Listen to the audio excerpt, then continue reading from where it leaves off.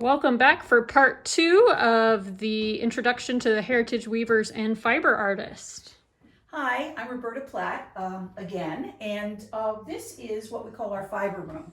And we do our spinning here. We have spinning classes here. You notice we have several types of spinning wheels, and many of our members that partake of multiple crafts, so that a lot of our spinners are also weavers and knitters, and everybody does a little something. We have a place here for knitters to wind their skeins of yarn that they have spun, to wind them into balls so they can knit or crochet from them. And we also have the ubiquitous sewing machine, because many of our projects have to be finished with sewing. So there is a community sewing machine here with all of the trappings that we need to make everything look beautiful. Now, we have a library right across the hall. We have an extensive collection of books in multiple crafts. Now, Mandy, along here, you'll notice that these are all color-coded.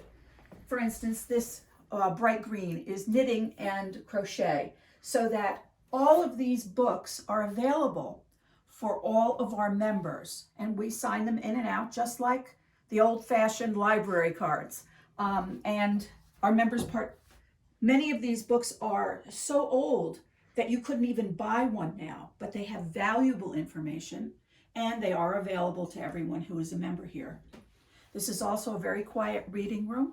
So if you're looking for something in particular, you can just sit here very quietly with these lovely chairs and just relax and indulge yourself in fiber.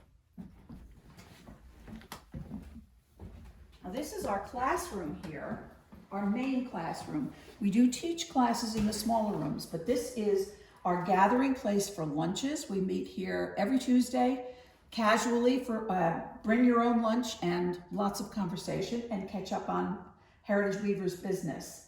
Now, Marjorie, do you have some?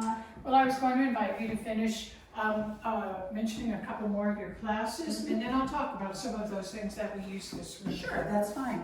This is an ankle loom, and we do have ankle classes coming up. And with an ankle loom, you can make things like this, so that your finished product could be a bookmark, could be a Kadar strap, it could be a belt. Many people take these and sew them together to make placemats. It's really an easy way to learn how to weave, and very portable. We also have a lovely silk scarf dyeing class coming up. And believe it or not, this silk scarf is dyed with vegetables. Actually, with garbage and wine and vinegar and all kinds of interesting things. So this is a really fun class coming up. And then we have here, these are all done with rug hooking. This utilizes an old bed spring.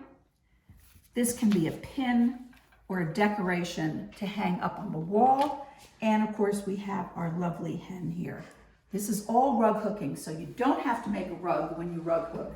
You can make fun things too. And then we do have knitting classes. Now, these are some knitted garments that our members make.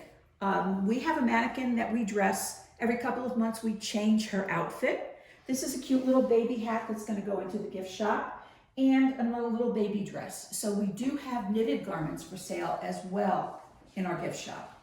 Marjorie? You saw all of the large looms downstairs where our more experienced weavers are able to come and rent the looms and work on their projects. But we teach beginning weaving classes also, and they are held up here. We have half a dozen small looms like this one that we pull out of storage and open up. They're very simple to use, but they're wonderful teaching tools for a beginning weaver. And we offer several times a year a beginning weaving class, and that is taught up in this area by one of our members. I think that's it as far as our classes go, but I want to tell you a little more about this room. Roberta mentioned how often we use it. It is our multi-purpose space. It also was 2 rooms, as you can see from the floor, but we had to have a large space because there are a lot of things we do that have involve a lot of people. Every Tuesday, we do have a lunch gathering where everyone comes and brings their sack lunch, brings their news and their information and their questions, and brings their samples of things that they've been making. So we do a show and tell after that lunch each week. One of our primary activities as a group in support of the farm is to host the children's field trips when they come in the spring and fall. We have a specific fiber-related program that we prepare for each of the grade levels, and one more sophisticated one for 4th grade. And those are conducted here in this room, so we needed a big space for that. Roberta is planning a week-long retreat sometime later this summer or the fall. You want to mention a little bit about that? And then Yes, we had to postpone our retreat because it was supposed to be the first week in June. And it was obvious in March that we really didn't know what was coming. So we had our first one last year. This would be the second annual. And we're hoping we are going to be able to have it in the fall. If not, we may have to wait till next spring. But it is a fabulous, fun, fiber-filled week. I mean, I know we have a lot of F's there, but we laugh about that all the time. And actually, speaking of that, every fourth Friday, we have the Fun Free Fiber Friday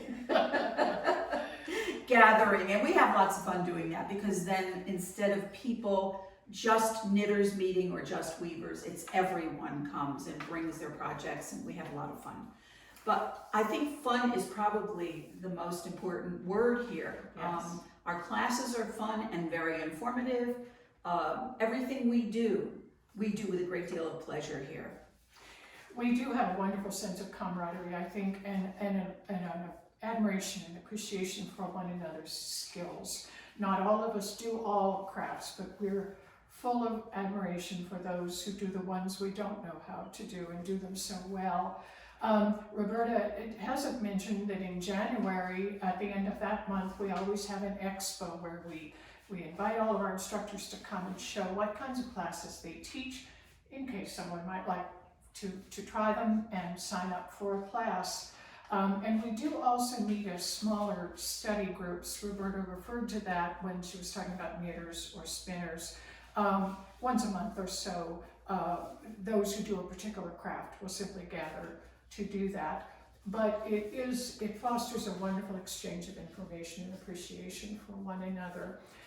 Membership in Heritage Weavers is open to anyone who's got a sincere interest in fiber arts. We are a hands-on organization though, and we do expect our members to participate fully or as fully as they can, to support the field trips and help conduct those, to serve as stewards and hostesses at the house during weekdays, to help with the farm festivals twice a year. So it's a very active participative group. If this sounds like it's interesting and exciting to any of you, we just invite you to come by anytime. As soon as we reopen up again, we are open from 10 to 4 weekdays, and we're here on Tuesdays at lunchtime. If you would like to come say hello and make our acquaintance, we would love to know you. We also have a website. And we have a website. That's right. And one of our members is a genius at web design. And she has made a wonderful website for us, and it is very responsive in that, and the minute we have a change, it is posted. Our website is hwfawnc.org. So please come visit us in person or online. And we have a Facebook page, you might like to do that. So that's who we are and what we're about. We hope you would like to come get to know us, and thank you so much for your time and attention.